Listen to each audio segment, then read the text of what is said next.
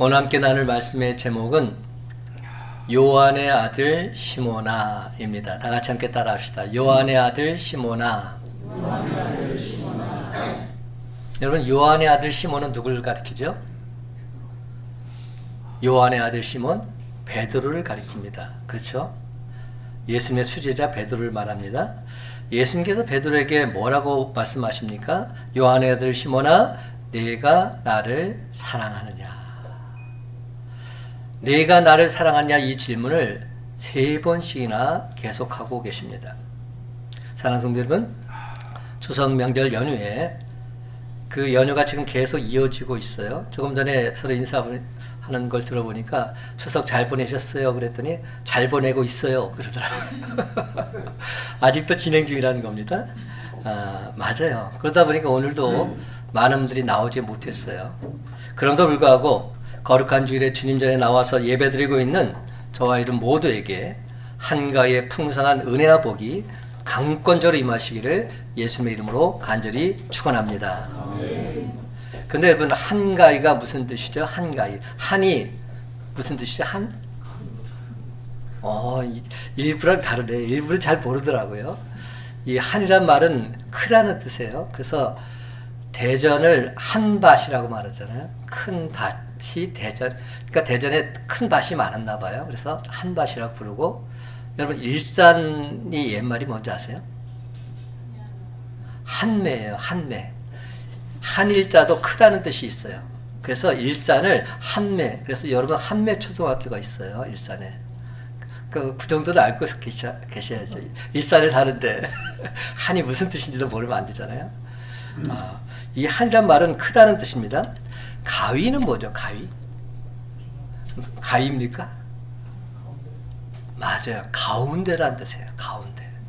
가운데라는 뜻을 가진 옛말이 가위입니다. 그러니까 즉 8월 15일인 한가위는 8월의 한가운데에 있는 큰 날이다. 이런 뜻입니다. 우리가 음력으로 세잖아요. 그러니까 음력 8월 15일을 추석으로 보내는데 이 한가위는 8월의 한가운데에 있는 큰 날이다. 그래서 그런지 1년 중에 가장 큰 보름달이 뜬다고 합니다. 우리는 늘 항상 추석 한가위만 되면 이렇게 외치곤 하지요. 더도 덜도 말고 무엇만 같아라? 한가위만 같아라. 근데 별로 그렇게 추석 명절에 그런 마음을 갖고 있지 못한 것 같아요. 저도 이번 추석 명절이 별로 감흥이 없었어요. 무슨 얘기냐면 좀 쓸쓸하게 명절을 보냈어요. 목사님 뭐 그런 말 하십니까? 그럴 수 있는데 우리 자녀들이 하나도 안 왔어요. 이번 추석 명절에. 그래서 사모랑 저랑 단둘이서 쓸쓸하게 추석 명절을 보냈습니다. 근데 다행히도 우리 아들네 가족이 오늘 아침에 왔어요. 그래서 손녀딸 제이가 와서 그나마 지금 다시 기분이 좋아진 그런 상태입니다. 여러분은 이번 추석 명절 연휴를 어떻게 보내고 계십니까? 혹시 무겁고 답답한 심정으로 보내고 계시지는 않으십니까? 여러분, 우리 곁에 늘 있던 것이 없어지면 우리는 무척 당황하게 됩니다. 저 같은 중년 남성들이 제일 무서워하는 음식이 곰국이라고 해요. 무슨 얘기인지 아세요? 아내가 곰국을 한 솥 끓이기 시작하면 공포에 사로잡힌다고 합니다. 곰국이라는 게 한번 끓여 놓으면 계속 데워서 먹기만 하면 되잖아요. 몇 날 며칠이라도 먹을 수 있는 건데 아내가 곰국을 끓인다는 건 그거 한 솥 끓여 놓고 나가겠다는 거죠. 알아서 살라는 겁니다.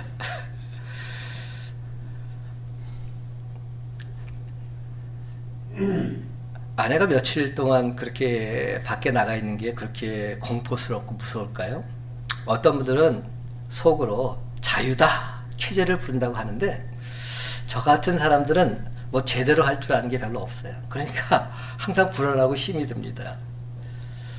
익숙한 것, 늘 제자리에 있을 거라고 생각했던 것이 갑자기 사라지게 되면 그 빈자리 때문에 무척 당황하고 혼란스럽게 됩니다. 그렇습니다. 늘 같이 있을 거라고 생각했던 아내가 갑자기 며칠 자리를 비운다든지 혹은 떠나가 버린다든지 하게 되면 그 상실감, 그 빈자리 때문에 두렵고 당황하게 된다는 겁니다. 늘 그 자리에 있어서 익숙한 사람, 언제까지나 거기 그대로 있을 거라 생각했던 그 사람이 어느 날 갑자기 사라져버리게 되면 그걸 현실로 인정하고 받아들이기란 참으로 힘이 듭니다. 그냥 그 한 사람이 없어졌다는 것, 그 정도가 아닙니다. 예를 들어서 자동차가 있는데 어느 날 갑자기 핸들이 없어졌다, 혹은 바퀴 하나가 없어졌다고 하면 그거 하나 없어졌다는 정도가 아니라 아예 자동차가 움직일 수 없게 됩니다. 근데 여러분, 자동차야 그 부품을 다시 사서 끼워 넣으면 되겠지만 사람이야 어디 그럴 수 있습니까? 그동안 함께 있었던 시간이 있고 함께 만들어 온 사연이 있는데 말입니다. 예수님이 십자가에 달려 돌아가신 후에 제자들의 모습이 그러했습니다. 그때까지 제자들은 언제나 예수님과 함께 있었습니다. 잠깐 몇 시간 정도 떨어져 있는 것도 견디지 못할 정도로 항상 붙어 다녔습니다. 제자들은 그동안 일방적으로 예수님의 사랑을 받으면서 지냈습니다. 다 예수님이 해주셨지요. 해치려는 자들이 덤벼들어도 예수님이 다 막아주셨고, 어려운 일, 힘든 일 다 예수님이 해결해 주셨습니다. 파도를 만나서 배가 침몰할 지경이 되었을 때는 예수님이 무리를 걸어서 오시기까지 하면서 제자들을 구해 주셨습니다. 제자들을 향한 예수님의 사랑은 절대적이고 압도적인 것이었지만 제자들은 어느새 익숙해져서 그걸 당연하게 여기게 된 겁니다. 그걸 당연한 걸로 생각하고 언제까지나 그러고 있을 거라고 믿었습니다. 근데 그 예수님께서 십자가에 달려서 돌아가신 겁니다. 예수님께서 제자들을 떠나가신 겁니다. 이제 예수님 없이 제자들만 남겨진 겁니다. 그러자 제자들은 무척 당황하지 않을 수 없었습니다. 너무나도 혼란스러웠습니다. 뭘 어떻게 해야 할지 도무지 알 수 없었습니다. 근데 부활하신 예수님을 만나고 나서도 혼란스럽기는 역시 마찬가지였습니다. 예수님이 부활하신 걸 직접 확인했지만 웬일인지 예수님은 제자들과 함께 계시지 않고 자꾸 어디론가 가시는 겁니다. 잠깐 나타나셨다가 또 사라지십니다. 제자들은 도무지 뭘 어떻게 해야 할지 그저 막막하기만 했습니다. 이제 우리들만 남아서 뭘 어떻게 해야 하나? 이대로 계속 있어야 되나? 다시 집으로 돌아가야 하나? 집에 가면 받아주긴 할까? 다 버리고 팽개치고 예수님을 따라 나섰기에 집에서는 아예 없는 자식 취급할 텐데 그래도 집에 돌아가야 하나? 특히 베드로는 더했습니다. 그래서 그동안 예수님의 수제자 행세를 하고 다녔는데 예수님이 왕이 되시면 크게 한자리 할 거라고 생각하기도 했고 내가 내 손으로 예수님을 지켜드리겠다고 큰 소리도 쳤는데 결정적인 순간에 예수님을 배신하고 만 겁니다. 그러기에 다른 제자들 보기도 민망하고 부활하신 예수님 만나는 일도 그냥 마음 편하기만 하지는 않았던 겁니다. 다른 제자들과 함께 있던 베드로는 더는 이런 상황을 견디지 못하고서 뭐라도 해야 할 것 같아서 고기를 잡겠다고 나서게 된 것이죠. 그러니까 역시 막막해하던 다른 제자들도 같이 따라 나서고 있습니다. 그물을 들였지만 물고기 잡는 게 중요하지 않았습니다. 물고기 잡아서 뭘 어떻게 해야 한다는 생각 한 것도 아니었습니다.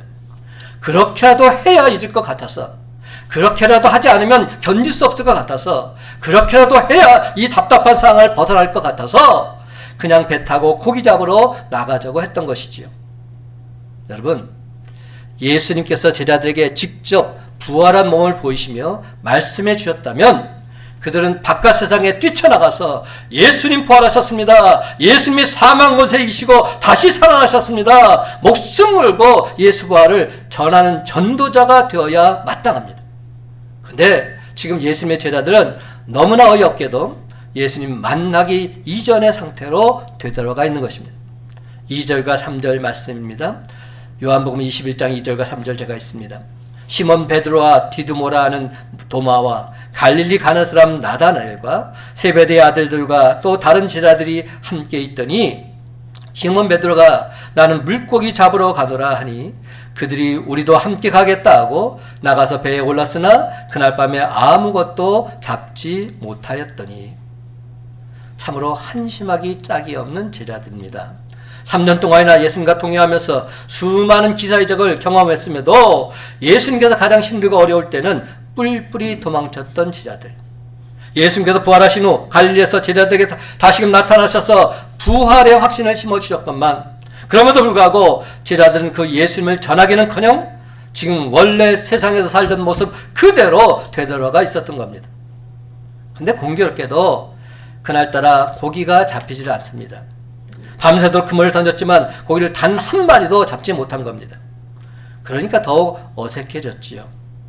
다 잊어버리려고 이 어색하고 숨막히는 생활에서 벗어나려고 고기라도 잡아야겠다고 나섰던 것인데 고기도 한 마리도 잡지 못했으니까 얼마나 참담했겠습니까? 아마도 뭐 이렇게 되는 일이 없나 이런 생각을 했겠지요. 그렇게 새벽이 되었습니다. 동틀 무렵이 되어서 사방이 희미하게 보이기 시작합니다. 그때 부활하신 예수님이 그 바닷가에 찾아오신 겁니다. 아직 날이 다 밝지 않아서 분명하게 보이지 않는 탓도 있었겠지만 여전히 혼란스러워하고 있는 제자들은 예수님을 알아보지 못했습니다. 그저 이 새벽에 누굴까? 그렇게 생각했던 것이죠. 근데 그분이 제자들에게 묻습니다. 뭘 좀 잡았어? 이에 제자들이 대답합니다. 못 잡았습니다. 그러자 또 이렇게 말합니다. 그물을 배 오른쪽에 던져보십시오. 그러면 고기가 좀 잡힐 거요. 제자들은 어차피 고기 잡겠다고 나선 길도 아니니까 믿져야 본전이라 생각하고 그물을 던집니다. 그랬더니 밤새도록 구경도 못했던 고기가 그물이 찢어질 정도로 걸리게 되는 겁니다. 얼마나 많은지 그물을 끌어올릴 수가 없을 지경이었습니다. 그 내용이 요한복음 21장 6절과 7절 말씀입니다. 이르시되 그물을 배 오른편에 던지라 그리하면 잡으리라 하시니 이에 던졌더니 물고기가 많아 그물을 들 수 없더라. 예수께서 사랑하신 그 제자가 베드로에게 이르되 주님이시라 하니 시몬 베드로가 벗고 있다가 주님이라는 말을 듣고 겉옷을 두른 후에 바다로 뛰어내리더라. 여러분 이 말씀을 읽으면서 어떤 생각이 드십니까? 어디에선가 이 말씀을 접했다는 기억이 나지 않으십니까? 그렇습니다. 예수님께서 제자들을 처음 부르실 때 이와 똑같이 하셨습니다. 누가복음 5장 1절 이하의 말씀이 그 내용입니다. 1절만 제가 있습니다. 무리가 몰려와서 하나님의 말씀을 들을 때 예수는 게네사렛 호숫가에 서서. 여러분 게네사렛 호숫가는 어디죠? 맞아요. 게네사렛 호숫가는 갈릴리 호수를 말합니다. 오늘 21장에 나오는 호수는 뭐라고 되어 있습니까? 디베랴 호수라고 되어 있어요. 그럼 디베랴 호수는 또 어디입니까? 갈릴리 호수입니다. 게네사렛 호숫가, 디베랴 호숫가, 갈릴리 호숫가, 또 갈릴리 바닷가 다 같은 지명입니다.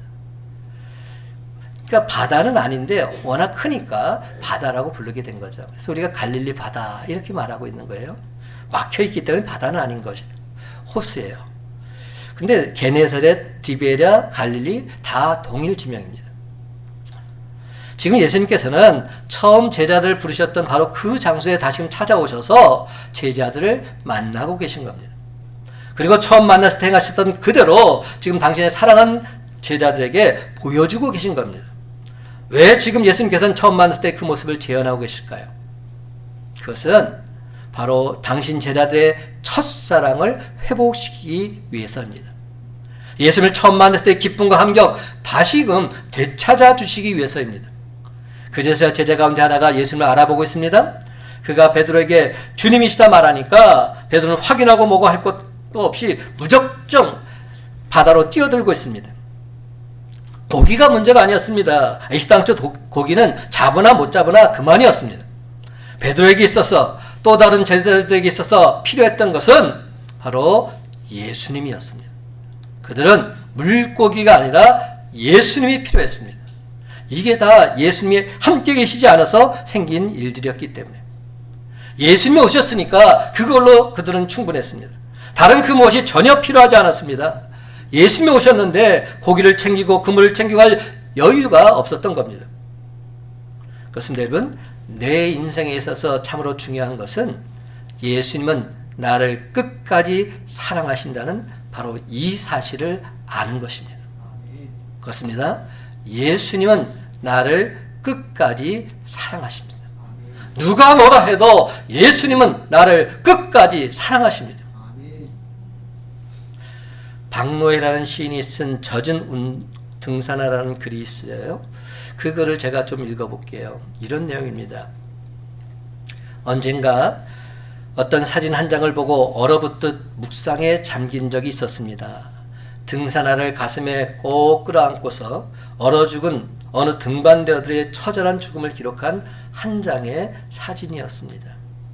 얼음산에서 머리카락도 수염도 허옇게 얼어붙은 얼굴로 하나같이 등산을 가슴에 꼭 끌어안고 나란히 얼어 죽어간 등반대원들의 모습, 장엄한 순교자의 모습으로 다가온 그 현장보도 사진 한 장이 많은 시간이 지난 지금까지도 문득문득 떠오르곤 합니다.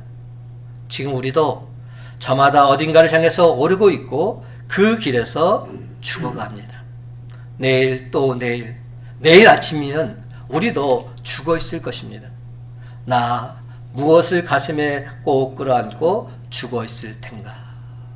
이런 글입니다. 여러분, 산 사람들은 얼음산 정상을 향해 오르다가 텐트를 치고 잠을 잘 때면 젖은 등산화를 가슴에 꼭 품고서 잠을 청한다고 합니다. 그래야 다음날 아침 뽀송뽀송한 상태로 또 걸어갈 수 있기 때문이지요. 사랑하는 여러분, 여러분에게 있어서 내 생의 마지막 순간에 가슴에 꼭 끌어안고 잠이 들 것이 있다면 그것이 무엇입니까? 베드로에게 있어서 그것은 바로 예수님이었습니다. 그동안 몰랐는데 함께 있을 때는 예수님이 얼마나 소중한 분인지, 예수님의 사랑이 얼마나 큰 것인지 깨닫지 못했었는데 막상 내 옆에 계시지 않으니까 이제 비로소 예수님이 얼마나 소중한 분이었는지 깨닫게 되었고, 예수님 없이는 단 한순간도 살 수 없다는 것 분명히 알게 된 겁니다. 베드로와 다른 제자들이 예수님에게로 가서 보니까 예수님은 숯불을 피워놓고 생선을 굽고 계셨습니다. 그리고 제자들에게 방금 잡은 생선도 숯불에 올려놓으라 다정스럽게 말씀하시는 것이죠. 그리고는 오늘 본문인 너무나도 유명한 장면이 계속 이어져 나오고 있어요. 우리가 함께 읽은 이 요한복음 21장 15절부터 17절 다시금 그 의미를 생각하면서 한 목소리로 읽어보기를 원합니다. 15절부터 17절까지 또박또박 한 목소리로 읽어봅시다. 시작. 그들이 조반 먹은 후에 예수께서 시몬 베드로에게 이르시되 요한의 아들 시몬아 내가 이 사람들보다 나를 더 사랑하느냐 하시니 이르되 주님 그러하나이다. 내가 주님을 사랑하는 줄 주님께서 아시나이다. 이르시되 내 어린 양을 먹이라 하시고 또 두 번째 이르시되 요한의 아들 시몬아 내가 나를 사랑하느냐 하시니 이르되 주님 그러하나이다. 내가 주님을 사랑하는 줄 주님께서 아시나이다. 이르시되 내 양을 치라 하시고 세 번째 이르시되 요한의 아들 시몬아 내가 나를 사랑하느냐 하시니 주께서 세 번째 내가 나를 사랑하느냐 하심으로 베드로가 근심하여 이르되 주님 모든 것을 아시오매 내가 주님을 사랑하는 줄 주님께서 아시나이다. 예수께서 이르시되 내 양을 먹이라. 아멘. 예수님이 베드로에게 3번 똑같은 질문을 하십니다. 아침을 먹은 후에 예수님께서 베드로에게 묻습니다. 요한의 아들 시몬아 네가 이 사람들보다 나를 더 사랑하느냐? 베드로가 대답하지요. 주님 그렇습니다. 내가 주님을 사랑하는 줄 주님이 아십니다. 근데 예수님께서 똑같은 질문을 3번씩이나 하시니까 베드로는 갑자기 불안해진 겁니다. 예수님이 나를 못 믿으시나? 내 대답이 시원치 않나? 내 사랑이 부족한가? 이에 베드로는 다시금 강조해서 대답합니다. 주님께서는 모든 것을 아십니다. 내가 주님을 사랑한 줄 주님이 다 알고 계십니다. 그렇다면 여러분, 예수님께서 정말로 베드로의 말이 못 믿어서 3번씩이나 물어보신 것일까요?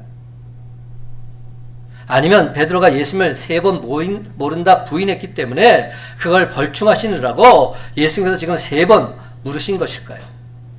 어떤 분은 말하기를 베드로가 예수님을 3번이나 부인한 것을 기억나게 하시려고 그러셨다 말합니다. 물론 그럴 수도 있어요. 근데 저는 그래서 그렇게 3번 부르셨다 생각되지는 않습니다. 여러분, 예수님은 그렇게 유치한 분 아니세요. 아니, 네가 나를 3번 부인했으니까 네가 나를 정말로 사랑해? 정말로 사랑해? 정말로 사랑해? 이렇게 반문하시는 그런 분 아니세요. 우리는 그럴 줄 몰라. 근데 예수님은 절대 그런 분 아니세요. 사실 예수님의 이 3번 질문 의도는 그게 아니었습니다. 예수님이 몰라서 3번씩이나 확인하신 것이 아니었습니다. 베드로의 말처럼 예수님은 어떤 분이십니까? 모든 것을 아시고 그 말씀 가운데서 모든 것을 진행하시는 그런 분이십니다. 그런 예수님께서 지금 베드로의 속마음을 왜 모르시겠습니까? 베드로가 예수님을 사랑한다는 것 이미 다 알고 계셨습니다. 그렇다면 도대체 무엇 때문에 예수님은 똑같은 질문을 3번씩이나 되풀이하고 계신 것일까요? 아내가 남편에게 물어봐요. 여보, 나 사랑해? 나 얼마나 사랑해? 그럼 남편들이 되게 뭐라고 말하죠? 뭐 그런 걸 다 물어보고 그래? 그걸 꼭 말해야 알아? 이렇게 반문하지 않아요? 근데 여러분, 이게 정말로 나를 사랑하는지 확인하기 위한 질문일까요? 아닐 겁니다. 이것은 당신이 나를 사랑하냐고 물어보는 게 아니라 내가 당신 사랑하는 거 당신이 알고 있느냐 이걸 물어보는 겁니다. 좀 다른 의미다 저는 생각이 들어요. 여보 나 사랑해 라고 물어보는 건 여보 내가 당신을 사랑해 그거 알고 있어? 이렇게 물어보는 거란 말입니다. 마찬가지로 엄마가 아이에게 물어봅니다. 아가야 너 엄마 사랑하지? 그때 엄마의 마음은 이런 말을 하고 있는 겁니다. 아가야 엄마가 너를 얼마나 사랑하는지 알고 있니? 온 세상을 다 준다 해도 너하고는 바꾸지 않을 거야. 너는 이 세상에서 가장 존귀한 내 아이니까. 예수님께서 베드로에게 묻습니다. 내가 나를 사랑하느냐? 그것도 3번씩이나 똑같이 물어보십니다. 근데 예수님께서 이렇게 물으신 속마음은 베드로가 주님을 사랑하느냐가 아니었던 겁니다. 내가 너를 사랑하는 걸 네가 알고 있니? 바로 이것이었습니다. 네가 나를 모른다고 부인하고 심지어 나를 저주까지 했다는 건 나 다 알고 있어. 나를 버리고 도망가 버린 거 다 알고 있어. 하지만 그래도 나는 너를 사랑해. 네가 그보다 더한 일을 했다 해도 마찬가지야. 나는 정말로 너를 사랑한단다. 내가 너를 사랑한다는 이 사실 너 그거 알고 있지? 그렇습니다. 예수님께서는 베드로가 자기를 사랑하는지 알고 싶으셨던 게 아니었습니다. 그 반대로 예수님이 베드로를 사랑하신다는 사실을 베드로가 알기를 원하셨던 것입니다. 베드로야 누가 뭐라 해도 나는 너를 끝까지 사랑한단다. 그렇다면 여러분 예수님께서 베드로와 또 다른 제자들을 끝까지 사랑하시는지 그들이 과연 알고 있었을까요? 베드로는 자기가 예수님을 사랑한다고 말은 했지만 예수님의 마음을 얼마나 알고 있었을까요? 베드로 말고 여러분은 진정 이런 예수님의 마음 얼마나 알고 계십니까? 나를 그토록 가심시리도록 사랑하시는 예수님의 그 사랑 얼마나 알고 계십니까? 사랑하는 성도 여러분, 오늘 시간 우리 주님께서는 저와 여러분에게 동일하게 묻고 계십니다. 내 아들 아무개야, 내 딸 아무개야, 네가 나를 사랑하느냐? 사랑하는 아무개야, 내 마음을 좀 알아다오. 이게 바로 예수님의 마음일 겁니다. 다 주고 또 주고 그래도 부족해서 안타까운 우리 주님의 마음. 그렇습니다 여러분. 내가 널 정말로 사랑하기에 다 주고 싶은 마음. 그것이 설사 단 하나밖에 없는 목숨이라 할지라도 이게 바로 예수님의 마음이요 예수님의 계속적인 사랑인 줄 믿으시기 바랍니다. 그렇습니다. 예수님은 저와 여러분을 죄와 사망에서 구원하시기 위해서 당신의 생명까지 주셨습니다. 그런데도 우리는 예수님을 위해서 손가락 하나 드리지 못하면서도 내가 예수님을 사랑합니다 입으로 떠버리고 다닙니다. 그런데도 예수님께서는 그런 우리를 기특해 하시고서 그래 고맙다 네가 나를 사랑하는데 정말로 고맙구나.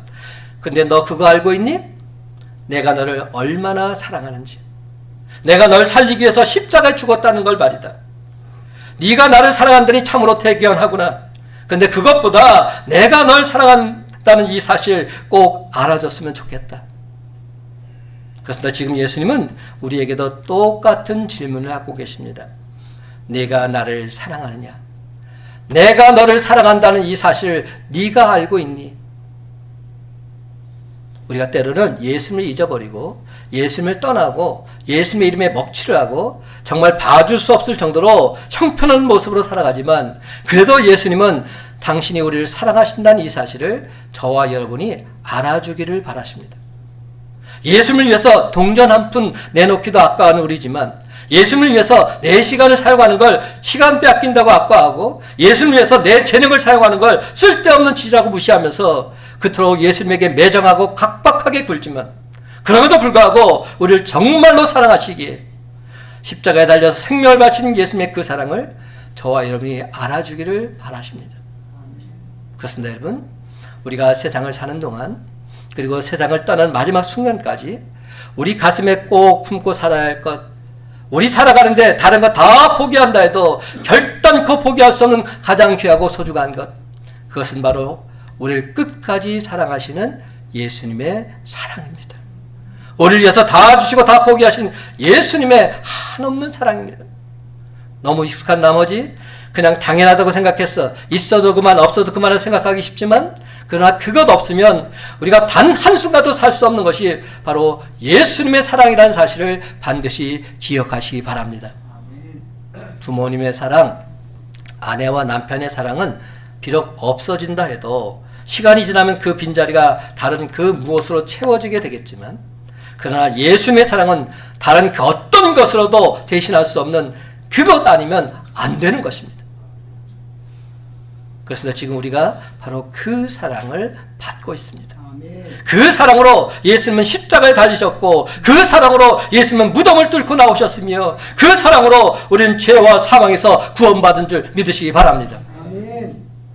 지금도 바로 그 사랑을 알라고 바로 그 사랑을 받으라고 예수님은 우리에게 물으십니다. 내가 나를 사랑하느냐? 그렇다면 참 고맙구나. 근데 너 알고 있니? 내가 너를 얼마나 사랑하는지. 이에 베드로가 근심하며 대답합니다. 주님께서 하십니다. 바로 그 순간 예수님께서 양들을 베드로에게 맡기시죠. 내 양을 치라. 내 양을 먹이라.